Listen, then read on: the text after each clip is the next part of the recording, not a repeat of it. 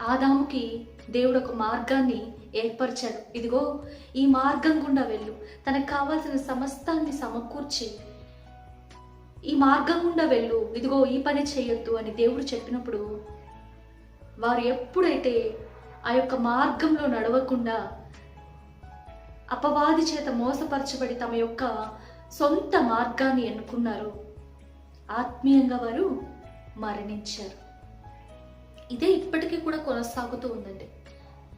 మన ఎడల దేవుడు ఏర్పరిచిన మార్గము, కలిగి ఉన్న ప్రణాళిక ఒకటైతే, మనం ఎప్పుడు కూడా మనకంటూ మనం ఒక సొంత మార్గాన్ని ఎన్నుకునేందుకే ఇష్టపడతాం. మనిషికి నువ్వు ఇలా ఉండు, ఇదే చెయ్యి అని చెప్తే నచ్చదు కదా. దేవుని యొక్క మార్గము ఎప్పుడు కూడా మన కన్నులకి ఎలా కనిపిస్తుంది? ఇరుకుగా కనిపిస్తుంది. నిజమే, ఇరుక